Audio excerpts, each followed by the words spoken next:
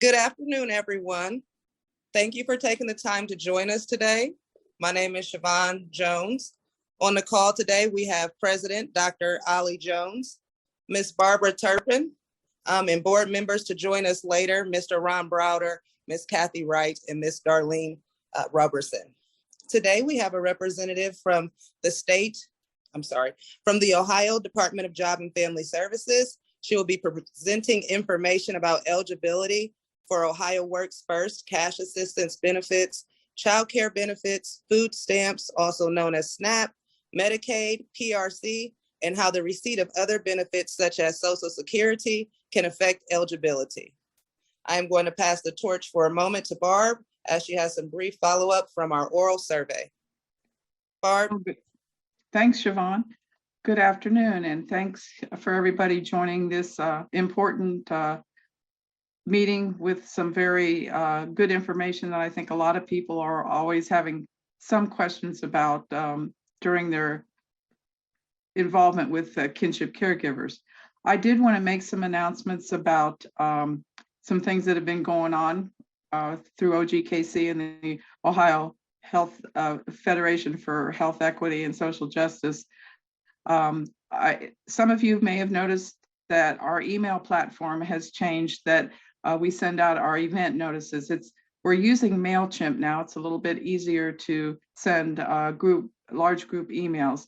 So evidently the people that are on have received these emails, but if you ever feel like you haven't received something, our email notices for the meetings generally go out the first of the month. And so if you feel like you haven't received it, I encourage you to check your spam mailbox, since this is a new system that we're using. Sometimes things are going to spam that your regular email doesn't acknowledge. So just check your spam just in case you're not receiving, or you think you're not receiving the emails. The other piece that we are promoting right now is the oral health survey. This is through a grant from CareQuest Institute for Oral Health. And we're working with partners in all over the state to strengthen the oral health care systems, services, and policies that support kinship families and their oral health care.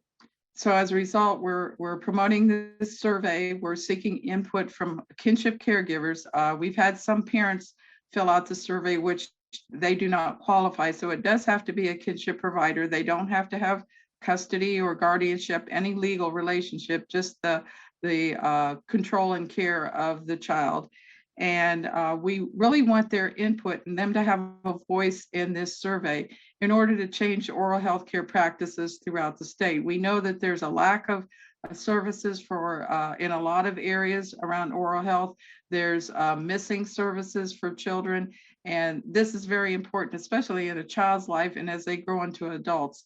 Oral health is very important to the rest of our health with other systems in our bodies. So if caregivers do complete the entire survey, and they also are required to put in their contact information, then they will receive a $50 gift card after completion and submission of the survey. Once they have completed the survey, they'll receive an information email from the Ohio Federation for Health Equity regarding their gift card selection. There's several gift cards that they can choose from. And once they choose that and how they want it delivered, either through the mail or electronically through email, then the gift cards will be sent out around the week of March 28th for every respondent that has completed all of the requirements. So that's going to be important, that they do complete the entire survey and that they provide their contact information. We've received some that they've not provided the contact information. We have no way of getting in touch with them to notify them about their gift cards, and we really want them to receive the gift cards. In addition to that, I'm going to put in the chat the link to the survey in case some of you haven't received it. And if you're an agency or an organization that is serving kinship caregivers, please feel free to pass out along the information about the survey and encourage them to participate. If you have any questions, I'm also going to be putting my email address in the chat box also. also that you can contact me and I can send you additional information. There is also an opportunity to participate in focus groups. The focus groups will be held in May. And so if people want to attend the focus group, they can also email me and let me know, and their names will be put on the list, and then they'll be notified in the early part of May when those focus groups are going to happen. Next month's meeting is going to be for April 27th, so please mark your calendar. The meeting topic is going to be legislative advocacy. There's going to be a presentation by a couple of our board members, Lynn Stevens and Kathy, oh goodness, her last name is Casey, but she's our vice president, and they will be presenting on how to advocate with the legislators on issues that we really want to see move through legislative initiatives. So this is going to be very important. We want to empower our caregivers and let them see how they can participate in the legislative process. And outside of that, those are the only announcements I have. So I'm going to turn it back over to Siobhan and let her do the introductions for our presenter today. Thank you, Barb. All right. Today we have with us Ms. Ashley Howard, who has been with the Ohio Department of Job and Family Services and the Office of Family Assistance since 2006. In 2014, she became a supervisor over the Child Care Technical Assistant and Training area, responsible for training county agencies and child care providers on subsidized child care policy and licensing requirements. Since 2018, Ashley has been the section chief over the Supplemental Nutrition Assistance Program and Cash Assistance Policy in the Office of Family Assistance. Prior to coming to ODJFS, Ashley worked for Franklin County Job and Family Services from 2003 to 2006 as an eligibility case manager and as a quality control case reviewer. Ashley holds a Master of Science in Administration with a concentration on public administration from Central Michigan University and a Bachelor of Science in Family Studies from Miami University. Please join me in welcoming Mrs. Ashley Howard. Thank you, Siobhan, and thank you everybody for having me today. Hopefully you can hear me okay. And I'm gonna adjust my seat here just a minute. So yeah, just very quickly, as Siobhan kind of stated in my intro, which sounded really weird after you read it back to me. So I have been with ODJFS since 2006, and my entire ODJFS career has been within the Office of Family Assistance. And so our office houses the child care programs and the SNAP or food assistance, food stamps, and cash programs, as well as other programs like refugee assistance, the Fatherhood Commission, and we have some contract areas as well. And so most of my public service career has been on the SNAP cash side, and I did do a short 5-year stint in childcare. And so I do know enough about childcare to talk about it. Unfortunately, I know in the write-up today, it mentioned I'd be talking about Medicaid. I haven't done Medicaid since I was at the county, and I don't want to misspeak on anything Medicaid. It is a huge program, and it's definitely got some changes in the last couple of years. And so I would definitely not want to misspeak to that. So unfortunately, I won't be able to talk about Medicaid today. And my focus on childcare is just going to be very limited because, like I said, I don't do childcare anymore, but I do know enough that I can kind of slip in some information for everybody. I am a fast talker, so I'm probably going to try to be slowing myself down as I go through this presentation for you, for everybody. And I actually do see some familiar names on the call today at some capacity or another, hearing from individuals. So I am going to go ahead. I'm going to go off camera because sometimes it makes my computer go wonky, and I'm going to share my screen. So give me just 1 second. See if I can do this right. We practiced ahead of time, and I just got to make sure that I have the right screen because I doubt you guys care about my 70,000 emails that I am. All right. So as I stated, my name's Ashley, and I am over the whole the section of individuals that write the policy for SNAP or food stamps. We call it SNAP now, and for cash assistance. And we kind of generalize cash assistance because there are different programs within kind of lumped together in cash assistance. And so I really wanted to go over those programs today, especially obviously the ones that would be available and beneficial to kinship providers. I also wanted to say too, and I was thinking about this when Ms. Barb was talking, that, you know, we have to write the policy here, and usually the policy is driven from, you know, what the legislatures and the General Assembly passed down to us. And I'll give an example of that when we talk about the Kinship Caregiver Program.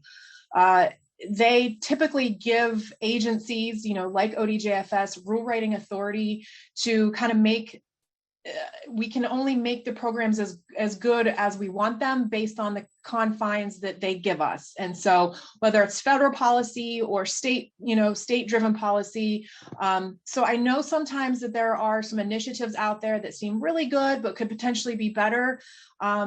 And, you know, so sometimes we are limited on how we can write the policy around these programs. I also know there's a lot of kinship programs out there. There are so many, right? KPIP, KGAP, you know, there's just so many out there. And we have heard that it does get confusing keeping it all straight.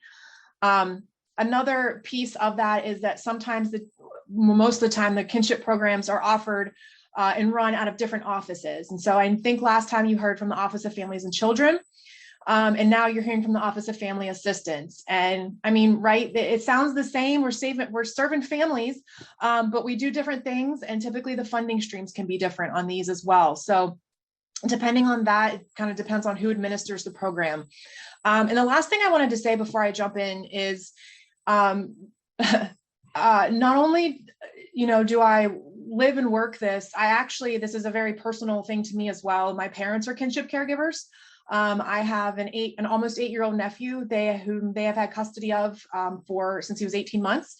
And my sister has 3 kids and does not have custody of any of them. And so my parents have one, the oldest, and my sister's friends are also kinship caregivers to my 2 youngest nephews, 2 hours away from here. And so, you know, there's certain policies that come up, and I have to look at it through my policy hat and through my lens of state government, but then I also do look at it through the lens of families and how is this going to impact other benefits and the caregivers, and what does it mean for the kids? Because I you know, kind of live it firsthand as well. So I'm not that far removed from it. So you know, it's definitely challenging with all of the different reasons that a child could be placed with a kinship caregiver. And so, you know, hopefully we can give you some information today on some programs that could be helpful.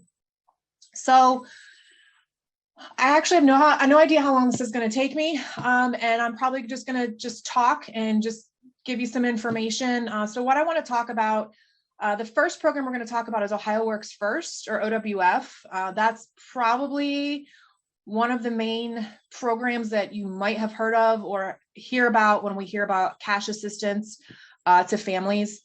We're also going to talk about the Prevention, Retention, and Contingency Program. This is PRC. This is like a separate program that counties can operate. I mentioned the Kinship Caregiver Program, or KCP. I'll go into that as well, and who can be eligible in the services. We are going to talk about SNAP briefly. SNAP's pretty straightforward. SNAP is federally driven, and so you're either eligible or you're not. So we'll talk about that, and then we'll have time for questions, hopefully. All right, so first we're going to talk about Ohio Works First. Okay, so what is OWF? And, you know, we speak in acronyms here at everything at the state, so I will probably just refer to Ohio Works First as OWF from here on out. So Ohio Works First is Ohio's cash assistance payments to families with children from the Temporary Assistance to Needy's Family, or TANF block grant. So, you know, back in the day, it was ADC, Aid to Dependents with Children, I think, and then it switched to AFDC, which is Aid to Families with Dependent Children. And then AFDC then merged into TANF with PRORA in 96. And so now we have the TANF block grant. And so the TANF block grant is given to states. I won't say given, but passed down to states from the federal government. And so OWF is Ohio's cash payment. So it's basically our TANF program. We just call it Ohio Works First. That's what it's always been. That's what it's been called for as long as I can remember. Families do have to meet a monthly income test, and I will go into that here in just a bit. So to be eligible for TANF, the household has to contain minor children or a woman in her 6th month of pregnancy if there's no other children in the household. And for TANF, a minor child is anybody that's under 18 or 18 and a full-time student in a secondary school or equivalent. So you could have a child, quote unquote, that is residing with you that is 18, but not yet considered a minor child. And so they could get TANF benefits from basically age 18 up to age 19, as long as they're in school. So that definition of a minor child kind of, is different than a typical, 18-year-old. Typically, most adults receiving OWF have to sign a self-sufficiency contract, participate in a work activity, and cooperate with child support in order to receive benefits. So the self-sufficiency contract, so this is for parents, a mom, a dad, a mom, a child. In order to receive the cash benefit, they have to sign, they go through an appraisal, they have to sign a contract. And then participate in some sort of work activity, which is usually on the job training, community service, some sort of work experience, education. We have about 12, we have 12 activities that they could be assigned to. And then lastly, the parent, would have to cooperate with child support and name an absent parent in order to get the benefits. So that's how it kind of typically works. To get the benefit. And, the benefit amount's not very big. So when individuals see how much cash they're going to get and that they have to work 29 hours a week or 30 hours a week or 129 hours a month to get the benefit, they realize it's better for me usually just to go out and get a job because I'm actually making, pennies when you divide that out. The last part is children have to meet a living arrangement requirement to be eligible. And so this is kind of where, but this is where the kinship piece comes in. And so let's talk about that. So for a child to be eligible to receive the cash OWF, they have to be living with a parent, a specified relative, a legal guardian, or a legal custodian. And that is, I put the Ohio Administrative Code section up here. So like I said, I just talked about some examples of the parent and the child situation, but there are many other situations where the child is with a specified relative, and I'll go into what these are: a legal custodian or a legal guardian. These are some things, let's see, I might have already covered this. So the parents, it's either natural or adoptive parents. So, the child's with the parent. It doesn't matter if it's natural or adoptive. The pregnant woman who's reached their 3rd trimester or 6th month with no other children. Or they could be with specified relatives. And so a specified relative has to be at least 18 years old. They cannot have any other eligible minor children of their own. So they can, so say a child is placed with an aunt and an aunt has their own children, they could be eligible. We would form the group differently than we would if it was just the kinship child and the aunt. The specified relative has to meet a degree of relationship with the child in order to be in there. And the specified relative can also include to receive benefits on their own. And I'll go into that. Sorry, this slide was kind of confusing. I made this a while ago and now I see that it wasn't super helpful. So who is a specified relative? So grandparent, this is directly from Ohio Revised Code. And so we are bound by this for TANF purposes, for cash assistance purposes. So a grandparent, and this is great, on and on grandparents. A sibling could be considered a specified relative. Aunts, uncles, nephews, nieces, including great aunts, grandnephews, and so on. First cousins and first cousins once removed.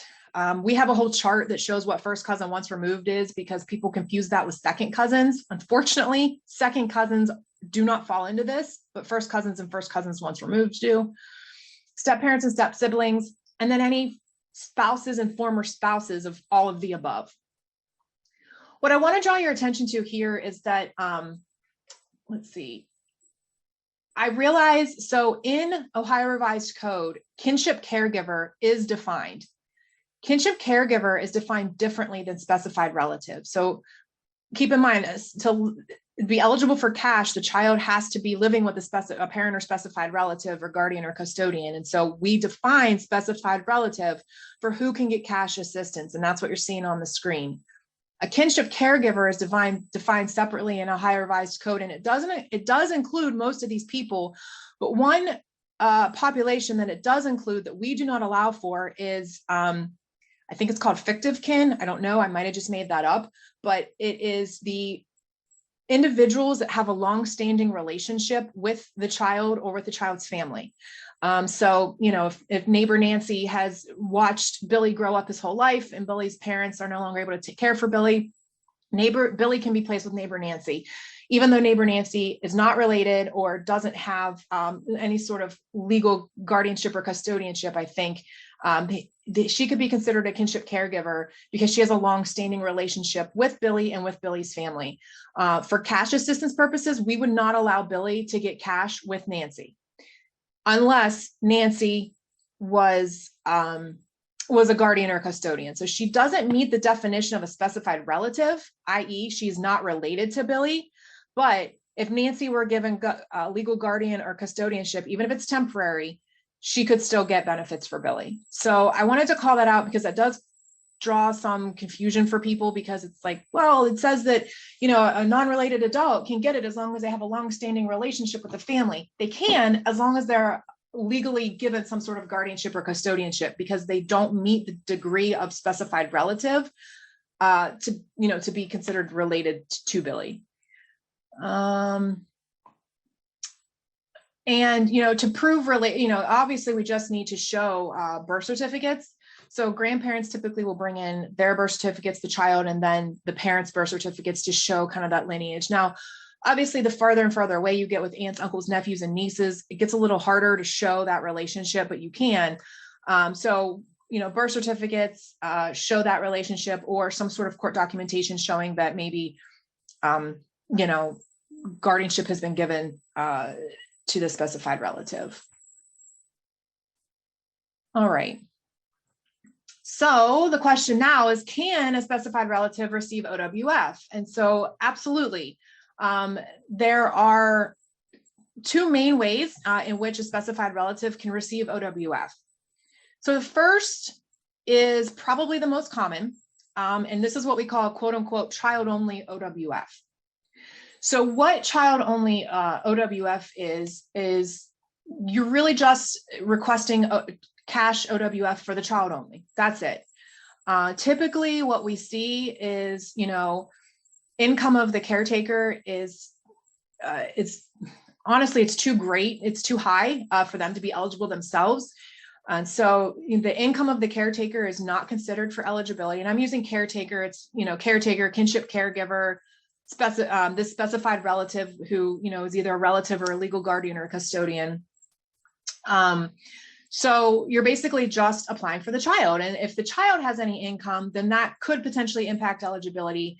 Say they're getting, you know, maybe survivors disability, or not survivor disability, but survivors Social Security benefits or something like that. That is considered the child's income. So that might impact eligibility, but usually this is just, grandma's going to come in, apply for Billy, and be eligible because grandma, it's without regard to grandma's income. I had mentioned before that, you know, typically like a parent would have to sign a self-sufficiency contract and do that work assignment. For child-only OWF, the caregiver does not have to do that. There is no work activity assignment because part of a work activity assignment, if you don't do it, you can be sanctioned and lose benefits. So there is, you know, no worry of kind of losing the benefits for failing to participate in a work activity. But lastly, the caretakers, they are still required to cooperate with child support because we still need that absent parent, absent mom, absent dad, whomever, to still basically be in the system to sort of kind of try to claim some responsibility financially for that child. So this is the most common kind of, I would say easiest, but there's really no verification requirements other than proving the relationship with the child, or proving, that the kinship custodian has guardianship of the child. And then that's it. You get the benefit. You get a monthly check for the child, and it is. And I'll go to the next slide. I think it's 300 and I can't remember what it is. 324 maybe right now for one child. I will say if there are multiple kids in the home, it's not doubled. So it's not 324 times 2 for each child. It's like a percentage of increase. And to be honest, I don't know what it is, but it's not just a clean double for every child. The next way that a specified relative or a kinship caregiver who has a child with them can get cash assistance is they can say, you know what, I'm actually what we call a caretaker in need. I am, I'm not employed. I don't have income. I have fallen on, rough times as well. And I've taken this child in. And so, again, they can't have any eligible children of their own. And at this point, they're kind of treated just like a regular cash family. They're treated like that parent. So that if a parent, biological parent is in there with the child, is applying with the child. So they request benefits for themselves and the child. The income of the caretaker is considered for eligibility. Any spouse, the spouse of the caretaker isn't included, but we would allocate their income. In this case, then the caretaker would have to sign the self-sufficiency contract, do that work assignment, and basically be treated like biological parent with child as a caretaker in need. The grant amount would be different in this case, right? The grant amount would not only be just for the child, but also for two people, for the caretaker. And I'll show you what I mean when I get to that slide. I've put the chart in here like 3 times and I haven't gotten to it yet. So I'll show you when I get there for the payment standard amount. So 2 ways. One, you just get it for the child, basically. The second way is the caregiver can request benefits for themselves as well as the child, and then be bound by everything else that comes with the cash assistance of the self-sufficiency contract, the work assignment, and looking at the caretaker's income. I'm not going to go into a huge deal on this, but I wanted to preface with this because we're going to talk about, I know there's a lot of questions around Social Security or Supplemental Security Income, or SSI. So there are certain individuals that can be included or excluded from the OWF group. So there's 2 categories, and one, they're just ineligible to be included, and the other, they're actually excluded. And so the difference is ineligible individuals aren't considered in the assistance group. So we call our groups assistance groups, but their income is used in determining the eligible benefit amount. So so if you have 3 individuals in a household that are going to be included, but I'm ineligible to be included, you're only actually going to look at a payment standard compared against 2 people, but my income is going to count. So, so that's the ineligible, and then the excluded are just individuals who aren't included in the group, and their income doesn't count either. So there's 2 ways of doing it, and based on kind of what you fall into. So these are examples of people who are ineligible to be included in the group, but whose income is still going to count. And so I'm not going to go into all these, but if you have someone in your group who doesn't meet citizenship requirements, if you have somebody that's disqualified due to an intentional program violation or an IPV or fraud, if you have a fugitive felon, if anybody is convicted of residency fraud, there's a stipulation here about teen parents. So these are the individuals who, we're not going to look at you for being in our group size, but we're going to count your income. Now, the next group of individuals are excluded groups. So these are individuals who we're not going to look at your income. We're not going to count you in group size. You're in the household, but for determination of eligibility for cash assistance benefits, we're really going to kind of disregard. So these are, any guardians or custodians who aren't considered a specified relative. If you have the father of an unborn child and there's no other eligible children in the home, recipients of SSI, and this is, I have this highlighted because I want to go back and talk about this. Any minor step siblings or step parents with no other common children, individuals in receipt of foster care maintenance payments. This is another one. You cannot get both cash assistance and foster care maintenance payments. You can only get one or the other. Same with adoption assistance, and same with that last bullet point of kinship support payments. I'm not sure, I think Becky Murray or maybe presented last time about from Office of Families and Children. I'm not sure if she talked about the kinship support payments or KSP, but you cannot get both KSP and OWF. And then lastly, this last bullet that I kind of skipped here, sibling to a child who's requesting assistance and doesn't meet the living arrangement requirement. So these are the people that aren't included in the OWF group because you're not allowed to be. So let's talk about SSI really quickly. So again, I mentioned a child who is in receipt of SSI is not eligible to receive OWF. And I also pointed out foster care maintenance payments, adoption assistance, and kinship support payments. It's one or the other. You can't get both. If you remember, I talked previously about if a caretaker in need. So I say I want to be on the OWF grant. They can receive cash for themselves only if the child is in receipt of OWF. And I have some diagrams here to show you this. So basically, it's grandma and Billy. And grandma, says, I want to apply for cash assistance. I am a caretaker in need. I want to get the benefit. And so grandma would get benefits for herself only in that situation because Billy is in receipt of SSI. So he can't get both. So only grandma would be in receipt of the cash at that point. Billy would get his SSI. So let's look at, I have a couple examples. Hopefully they work. All right, so let's look at this. This is pretty simple here. Wait, oh my gosh, do I have transitions on this slide? I do, oh my gosh.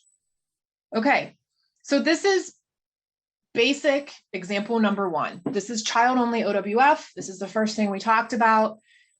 You have, the assistance group is built by starting with the children. So you look at the child for whom assistance is being requested. Grandma is going to request benefits for the child only. She does not want benefits. Nobody's in receipt of SSI at this point. So right now, the only check that is going to go out is for the child, and that's it. So without regard to grandma's income, without grandma having to sign a self-sufficiency contract or do a work assignment, this is that basic child only OWF. Child is going to get the check.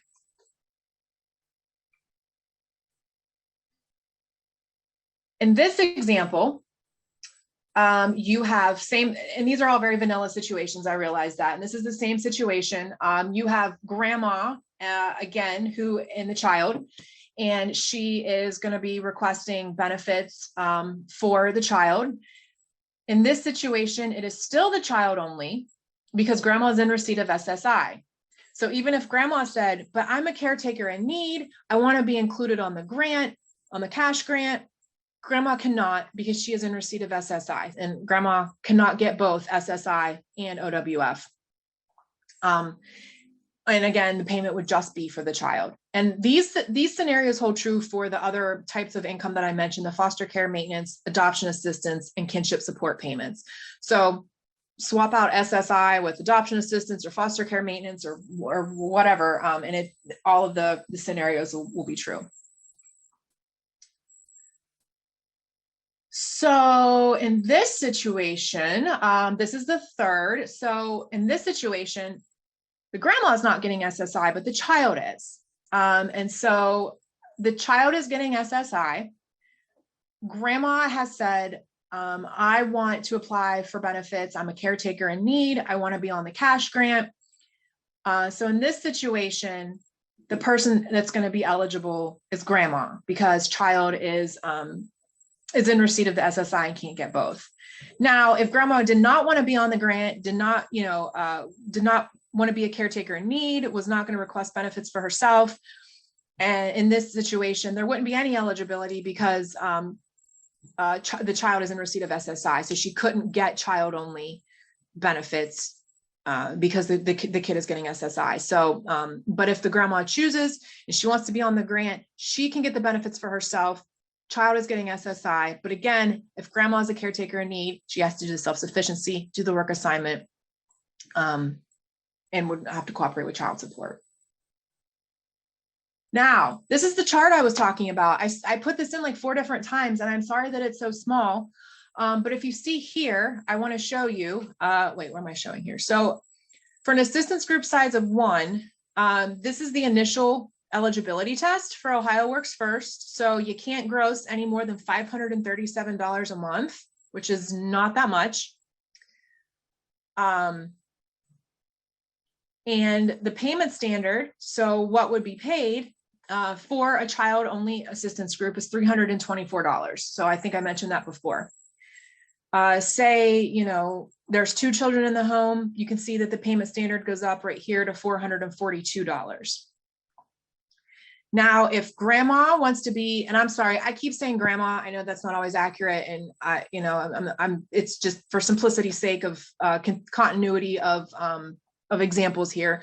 So if grandma is wants to be included on the grant, nobody is in receipt of SSI, what you would look at is to make sure that grandma in the household's income doesn't go above 726. And obviously, if you have more people in the home, the more your eligibility test is to compare against, and then these are what your payment standards are here in this column. And you can see that we have PRC, which I'll talk about here in a second, and SNAP assistance as well. Okay. So I wanted to show you that because you can see if you're getting cash assistance, you really don't have a lot, or you can just get the child only and get the 324 until the child is no longer a minor. Okay. I don't know how we want to do questions. I want to make sure I get through everything. So if it's okay, because I have PRC and KCP and SNAP that I still want to talk about. So I'm going to keep going. Ashley, yes, they can put their questions in the chat box, and then we can probably catch up to those after you've done the presentation. So you may answer questions as you're going along, just unintentionally. Okay. So questions go in the chat box. Thank you very much. All right, so let's jump into PRC. Maybe if my computer will work. Great, guys, it's raining. So now, there we go. All right, so PRC is the Prevention, Retention, and Contingency Program, and it's a very critical tool for Ohio counties, and I'm just going to kind of read the slide here, to provide benefits and services needed to overcome immediate barriers to help families become and stay self-supporting. And this is important. It provides for non-recurring, short-term, crisis-oriented benefits and ongoing services that are directly related to one of the 4 purposes of TANF. So TANF has 4 purposes that are outlined in federal law, and I think I have it on the next slide, maybe. No, I don't. Maybe I do. I'm sorry. So the 4 purposes of TANF, of keeping children in their home, reducing out-of-wedlock pregnancies. The third, I believe, is engaging non-custodial parents in the kind of the child's life. And the other one, I believe, is to promote self-sufficiency and work supports, something like that. So these services for PRC, you know, and they mean something, right? So prevention services are designed to divert families from ongoing cash assistance by providing some sort of short-term non-assistance. So paying to help with a utility bill, paying a short-term to get your car fixed, paying a month of rent. So it's something to help the family in a quick prevention need so that, you know, they're not going to be set up to be on cash assistance. Retention services are exactly that, you know, provide to assist an employed family member in maintaining employment. And then these contingency services are provided to meet an emergent need, which if not met, threatens the health, safety, or well-being of one of the family members. And so the county agencies provide these benefits and services in accordance with their PRC plan. So each county has to come up with their own PRC plan of the services they're going to offer. Basically, each service can have different criteria, different income guidelines to meet, different assistance group. I talked about the assistance group, who can be eligible. So these are governed at the county level. And so I know I've gotten questions specifically on kinship stuff about the Kinship Caregiver program, and and I'm talking about PRC now because it's going to kind of lay the pathwork for Kinship Caregiver program.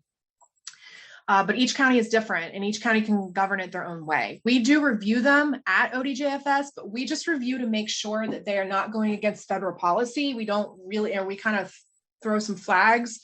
But as long as it's within federal guidelines and policies, counties have the ability to design their programs how they want. So just very high level, who is eligible for PRC?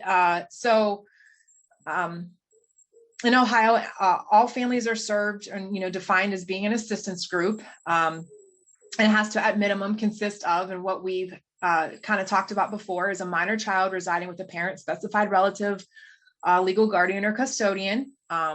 A child can be temporarily absent from the home, and we define temporary absence as anything greater than 45 days.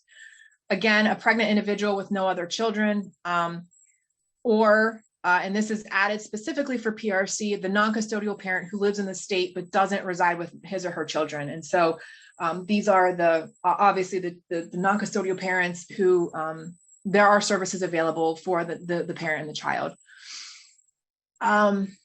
Typically, we say that to be eligible for PRC, the family can't have more than or gross more than 200% of the federal poverty level.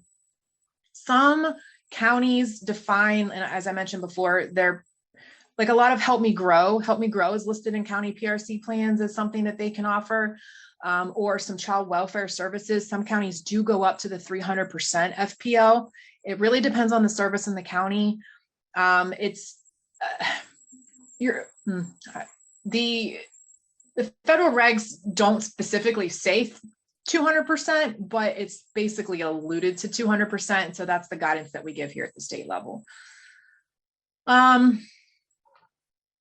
Here's my 14 of purposes. I knew that they were there somewhere: to provide assistance to needy families so that children can be cared for in their own home or in the homes of relatives, to end the dependence of needy parents on government benefits by promoting job prep, work, and marriage, to prevent and reduce the incidence of out-of-wedlock pregnancies and establish numeric goals for preventing and reducing these incidents, and to encourage the formation and maintenance of two-parent families. And so any service that's being offered through PRC at the county level has to fall into one of these things, right? It has to say it's meeting purpose 1, purpose 2, purpose 4, all of the above, whatever.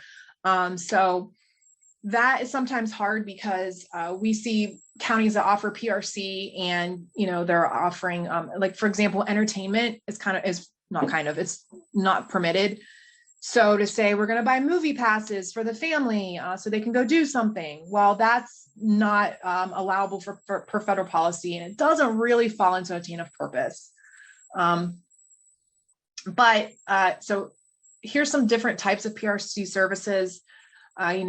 Clothing, shelter costs, if there's domestic violence, housing, relocation assistance, specific disaster assistance, if there's transportation that's needed. And like I said, this can include like an automobile repair, a down payment on a car, any sort of, and then there's more soft services as well. Like if there's employment and training needs, or utility assistance. Most of what we see is needed is what we call the hard services, right? The money that's being paid out to assist a family. And so any of these services, like I said, vary among the counties because they each state in their plan what they're going to do. Each county states what's going to go on their plans. And so, I have transportation up here that they can include a car repair, but, Franklin County might offer that and Fairfield might not. And so it really does just depend on the county and what they offer, or the level of what they'll offer is different. Franklin might offer a car repair up to $500, where Fairfield does offer it up to $350, and you have to have 3 quotes before they will allow you to have that. And so PRC is out there. Kinship providers can absolutely apply for PRC. The problem with, I won't say the problem, but if you apply for cash assistance, OWF, or SNAP, it's done through our normal application process. PRC, since it is kind of driven at the county level, you just would have to contact the county of residence and say, I want to apply for PRC. I need help with this. I know there's been a lot of moratoriums on, rent, people not being evicted due to COVID, or, utility bills being paid or stayed on longer, utilities staying on longer because of COVID. And so, there might not be a need, as great a need as there was before, but I definitely think that, PRC is definitely out there. And so this is, again, if you look at PRC at the 200%, so if you look at the second orange column here, so again, depending on how the county would define the assistance group and how they define the assistance group for each service could be different. It is in the county PRC plan, and those are posted online. If you want that, I can send that to the group after. I didn't post it in here. But anyway, so you can see what the 200% FPL is for, to be eligible. Kind of just baseline for PRC is about $2,200 a month, $2,265 for family of 1. But let's look at a family of 3. It's $3,839 a month at 200%. All right, Kinship Caregiver Program. So this is a big one. This was a change. This is a good one because okay, where do I want to start with this? Okay, I'll just start at the beginning here on my slide. So it was the Kinship Caregiver Program, or KCP, assist kinship caregivers with providing and maintaining a home for a child in place of a child's parents by providing reasonable and necessary relief of child caring functions through family stabilization and caregiving services. So this was authorized initially through a bill, the House state budget in 2019. It was in the budget again for 2021. So the General Assembly has authorized the creation of this program. And so it is designed to be reasonably to achieve the purpose of helping needy families so that children can be cared for in their homes or in the homes of relatives. And there's an application that has to go along with KCP. And so when I talked before about, we're kind of driven by state policy, this is a program that we were driven by state policy on how it was written in the Ohio Revised Code. It is very specific to stabilization services, and it is very specific to caregiving services and who can be included for those things. So we just talked about the county PRC plan. And so in order to implement KCP, counties have to put KCP and how they're going to operate it in their PRC plan.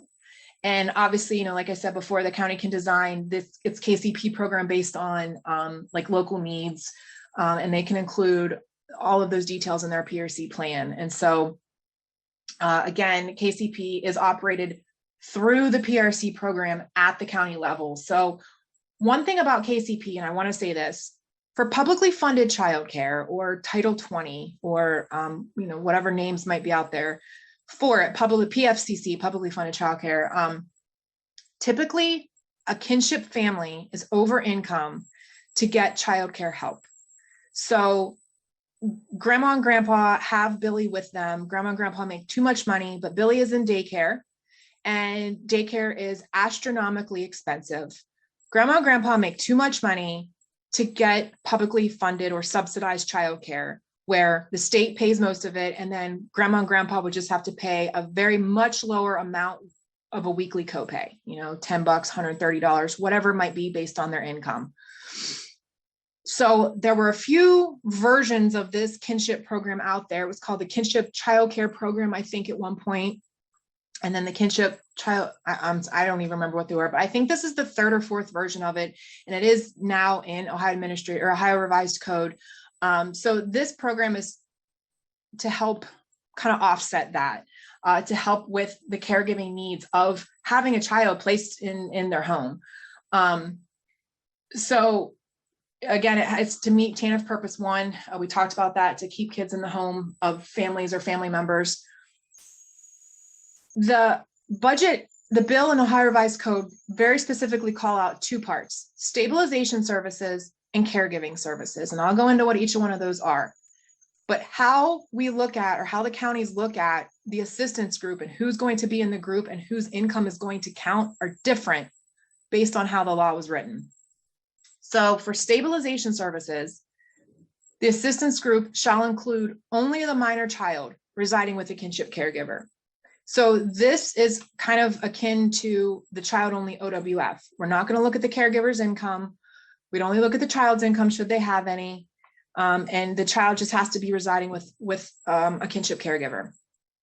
For caregiving services, which is essentially childcare, the assistance group has to include at least a minor child residing with a kinship caregiver and the kinship caregiver. And if you look at the differences between the language, between the two, you know, we always say here words matter. And if you're looking at it from the outside, they seem very similar. They're not.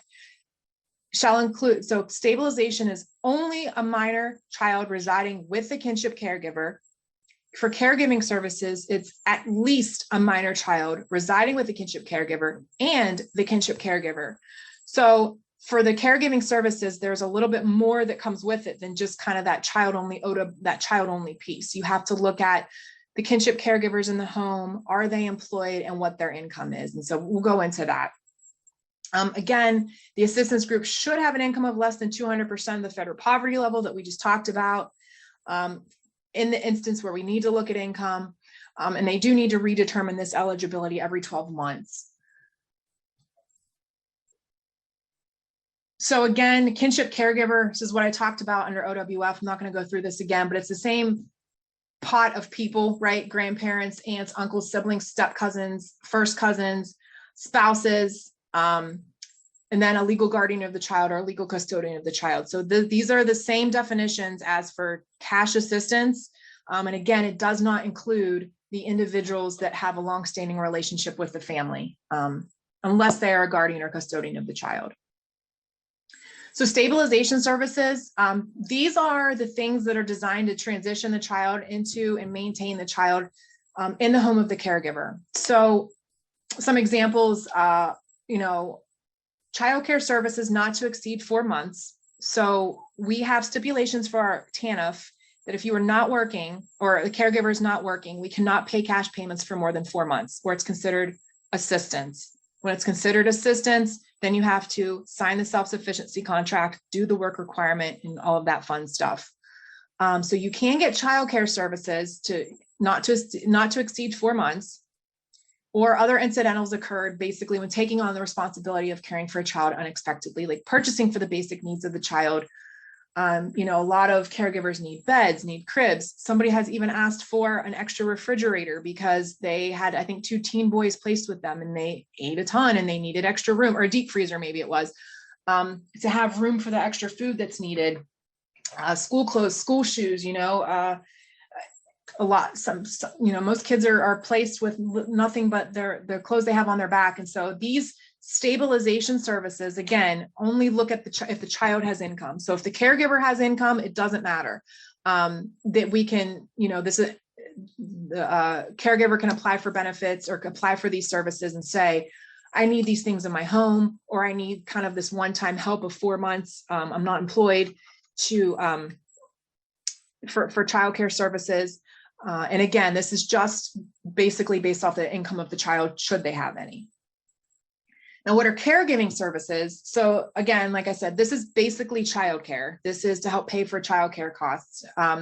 So this is limited to like either reimbursing the kinship caregiver or directly paying the childcare provider or another entity to administer to the needs of the child. So, you know, a daycare provider, an in-home childcare provider, or whether the child goes to the home or the person comes to the home. It doesn't have to be a licensed childcare provider, although I would recommend that. Just coming from childcare world, you run some risks of having them be unlicensed. So again, but I will say county agencies can put in their PRC plan how they want to operate this KCP program. And if a county puts in their PRC plan that for caregiving services, the child must be placed in a licensed childcare center, then that is where the child needs to be placed in order to get these caregiving services. So again, it is really up to the county. So for these caregiving services, I said there's a little bit more that comes with it.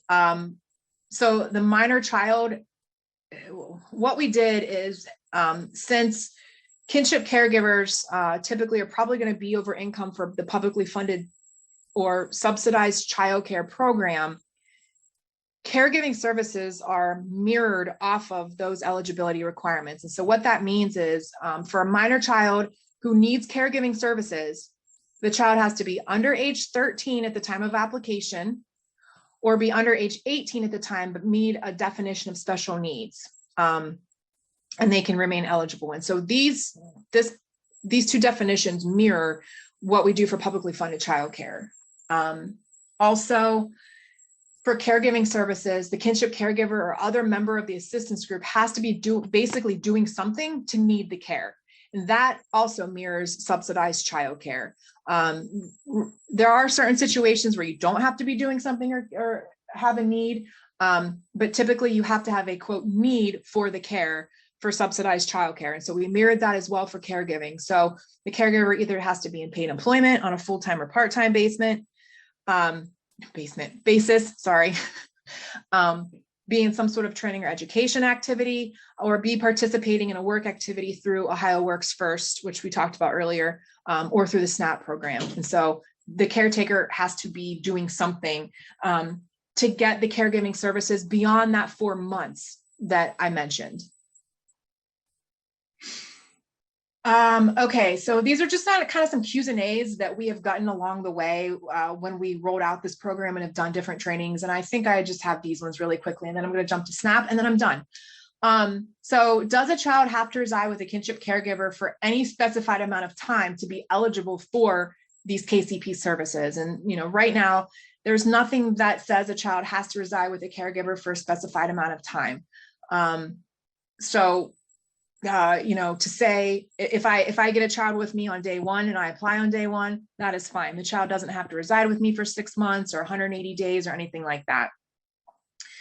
Can services through KCP be provided to a child if a county or like a children's services board has custody, but the child resides with that caregiver? So, you know, sometimes the Children's Services Agency retains custody of that child, but places the custody with a family member, and then custody will eventually be turned over to that family.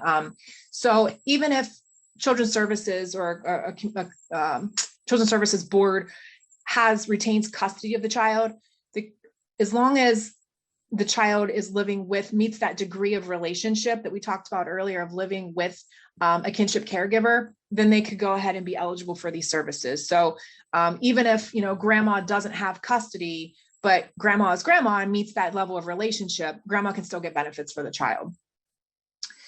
And then when determining eligibility for KCP, how should a county form an assistance group for income counting purposes? And this is just kind of what I drew your attention to earlier, that those stabilization services, those kind of immediate needs, the assistance group is only the minor child residing with the caregiver. The caregiving services are at least a minor child residing with the caregiver. And that's when you look at the kinship caregiver's income and activity. Excuse me 1 second.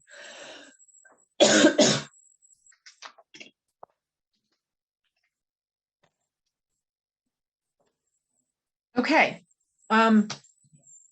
So I did touch briefly on childcare. I did mention, you know, that so this is kind of my childcare plug. If you know, some counties might require a kinship family to apply for publicly funded childcare first before they would, you know, authorize kinship caregiver payments. Not all counties do that.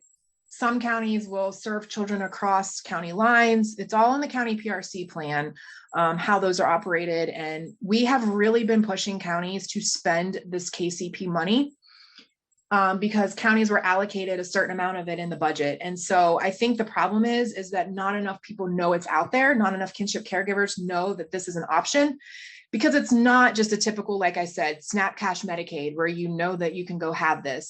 You really kind of have to know it's there. You know, I work for the state, so I know that it's an option, as well as all the other kinship programs. But if you don't know that, you wouldn't even know that it's an option to apply for. And so we really want, I'm trying to think of what county it was, but to do some sort of marketing around it, put it on your website, put it on their Facebook page, Twitter, whatever, to get the word out that for caregivers, to apply, because the money is there. And if they need help, it can be authorized. All right, so the last program is SNAP, and I only have a couple slides here, and then we'll take, I don't know if there's any questions, but we'll see. So SNAP is the food assistance program, was also called food stamps. Now we've gone back to SNAP, which is a supplemental nutrition assistance program. That is what they call it federally.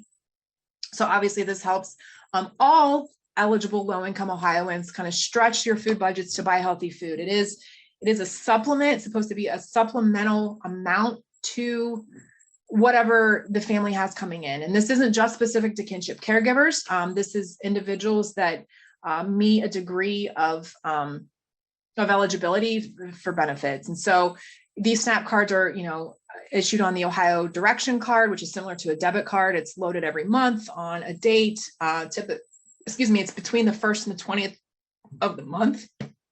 I've been talking too much. You guys have never talked this much. I'm usually just in meetings all day. And that's when benefits will load every month. And so, some benefits of SNAP, it definitely improves food security. It offers a way for families to buy healthier diets and, frees up resources that, this is kind of a broader social kind of construct here, but, if I'm able to use my SNAP to help pay for some groceries that this $100 might have went towards, I might have to take the $100 now and use it towards medical care. So that's just kind of what that point is making. It's just, there are studies that SNAP is associated with improved current and long-term health, especially with young kids, reduced healthcare costs. I get it. Like when I go to the grocery store, I'm like, I can buy this pack of pre-made chicken wings for $3.95, or I can buy this nice veggie tray for $6.95. And healthy stuff is expensive, but that's one of the goals of SNAP, is to kind of help offset that. And so some of the things that can be purchased with SNAP, fruits and veggies, meat, poultry, fish, dairy, bread, cereals, snack foods, non-alcoholic beverages.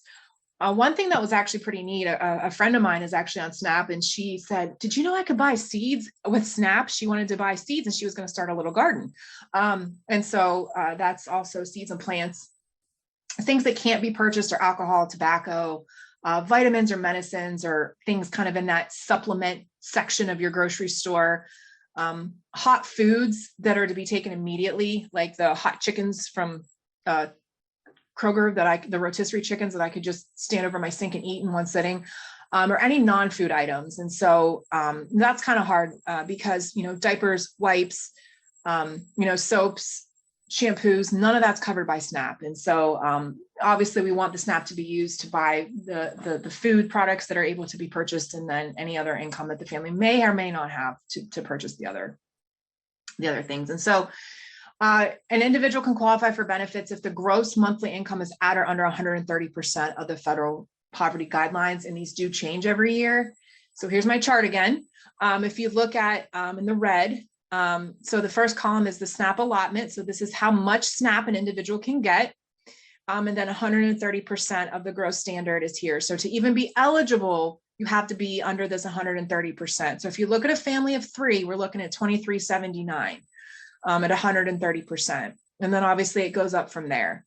And then, based on, and this SNAP allotment is the maximum that they can get. So if a family qualifies for benefits, then we look at other deductions or income that might count. So say this family of 3 is eligible, but there's some unearned income, some child support coming in, or SSI, or something that's going to count in the budget. This $658 will probably be reduced down by a little bit. It's not dollar for dollar, but they might be at $640 instead of $658 or something like that. So these are the maximum allotments that they could be eligible for.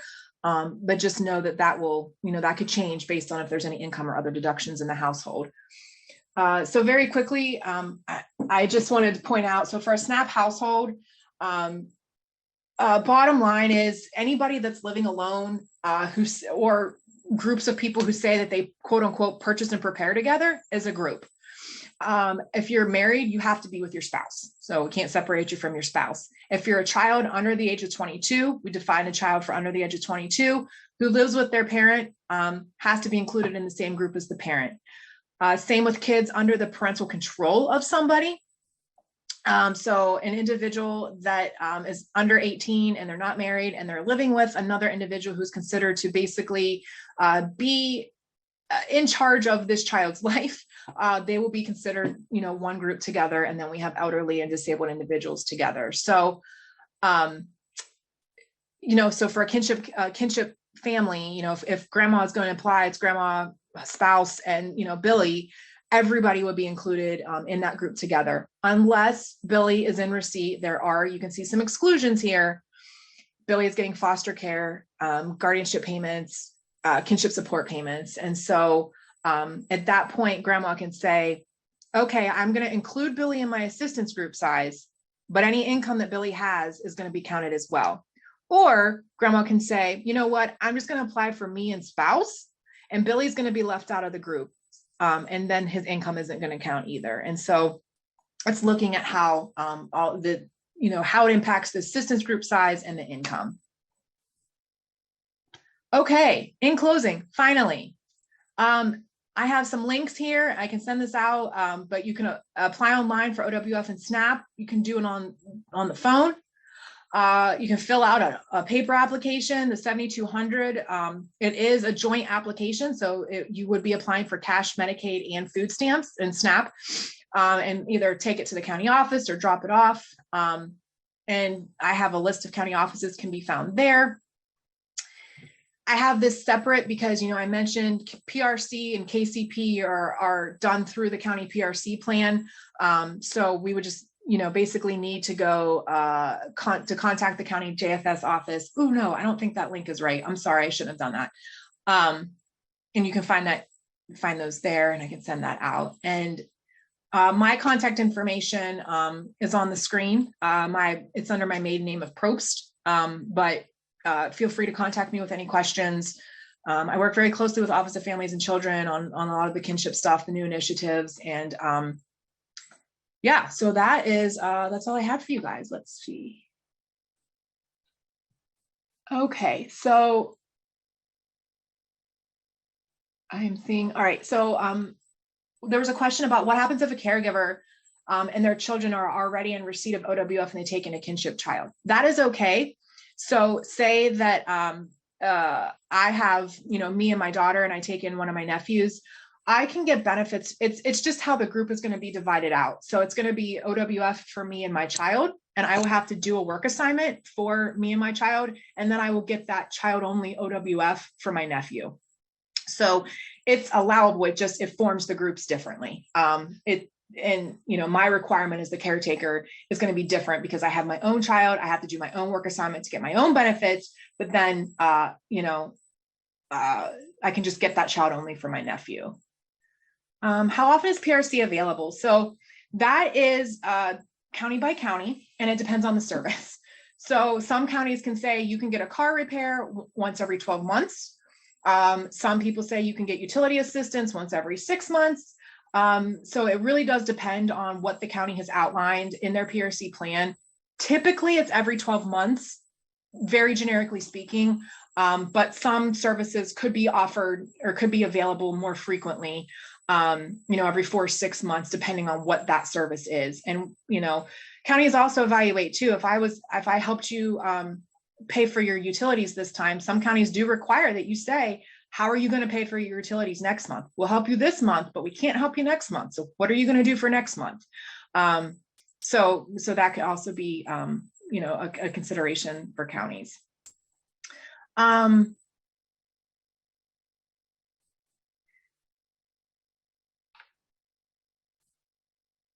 Okay. All right, Darlene, I see your question. And let me, you know what, hold on, sorry, I'm going to see if I can give you the county. I'm going to put in the chat.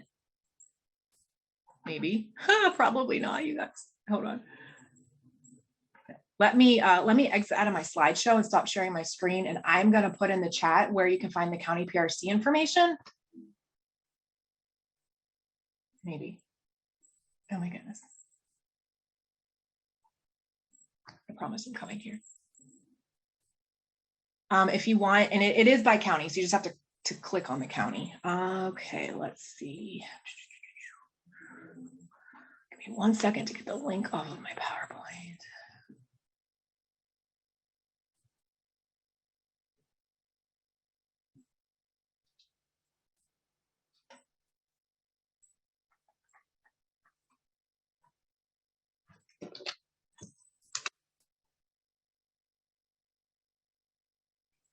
So if you click the link that, if you want to copy that link, it should take you to a page and it has literally every county listed, and just click on that county. And then it should say like PRC plan, and maybe some of them might have a PRC matrix, and the matrix is kind of a matrix of their support that they offer.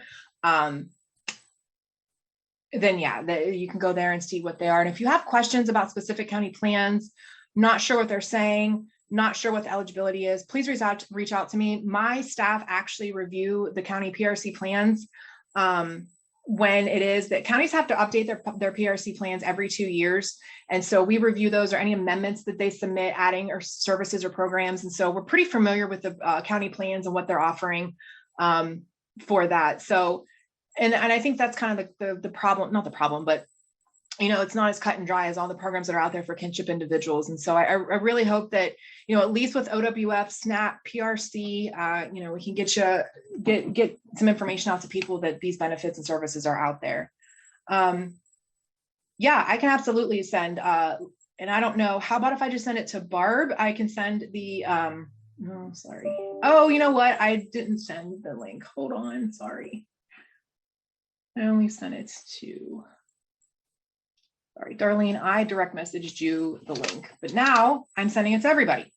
And then I will send a copy of the PowerPoint to Barb, and Barb or Lisa or somebody, if you guys want to send it out to the group, feel free to do that. I don't know that I have everybody.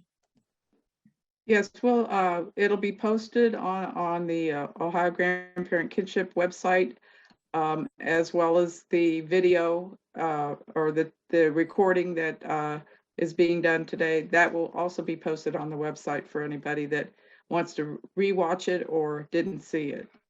Okay, awesome. Yeah, I'll get that over right after. Thank you.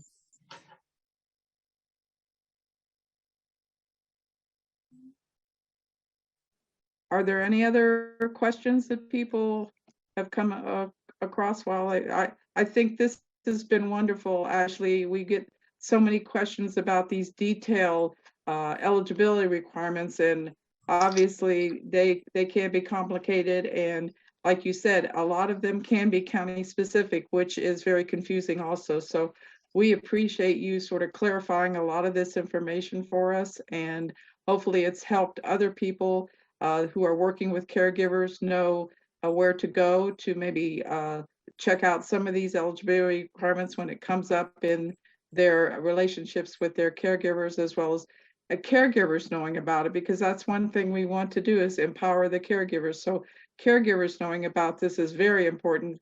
So they're the ones that have to go and apply and have to know what to apply for. So I think this has been extremely helpful to allow caregivers to be able to advocate for themselves and getting the benefits that they're eligible for. I agree. And that's what we were really trying to push with the counties, is especially for KCP, like, hey, this is out there. This millions of dollars is being allocated for this, you know, go spend it. And I'm sorry, guys, I attached the wrong. I sent the county agency directory, so you can contact your county, but let me give you the actual one specific for PRC. I apologize. Oh, 1 second. County PRC plans. There we go.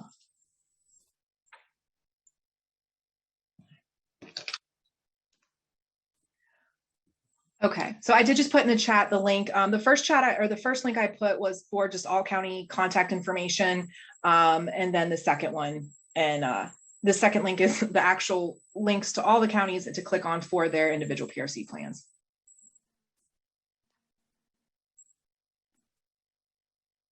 Thank you. Siobhan or Ron, do you have anything to add to the information or any additional information you want to provide before we sign off? I don't have any additional information. Ashley, I want to thank you for your overview and the information you provided today. I know things tend to get cloudy at the county level, so we're always appreciative of the broader and more insight from the state. So we appreciate you so much. Yeah, no, and thanks for having me. And I know it's really, there's a lot of details that can get really granular, and I was struggling with how in detail to go, but you know, I just really wanted to really highlight the programs that are there, the main things that they could possibly help with. And there are many other things that, you know, especially through KCP that or PRC that a county or an individual could work with the county and request, as long as, you know, it meets that TANF purpose and everything else. So I really hope it was helpful, and I'm sorry that I kind of droned on a little bit, but these are all the programs that, you know, that we could have. Absolutely. That's all I have, Barb. I would just echo what Siobhan and Barbara have said. Ashley, you've been very helpful, and I think, you know, as the families are struggling to find and identify resources, this has been very helpful for them. And we may yet call on you again to do this again, because I think families will benefit by understanding how they really need to work with their local county job and family services to identify what resources that may be available to them. And so we do appreciate it. Yeah, Absolutely.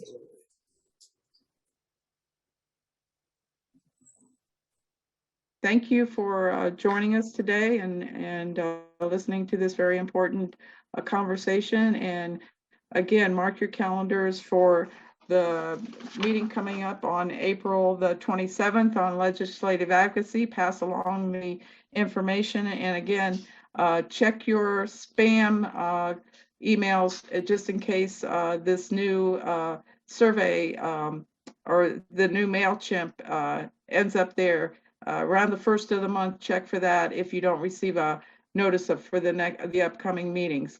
And hopefully everybody has a great afternoon. Thank you. thank you.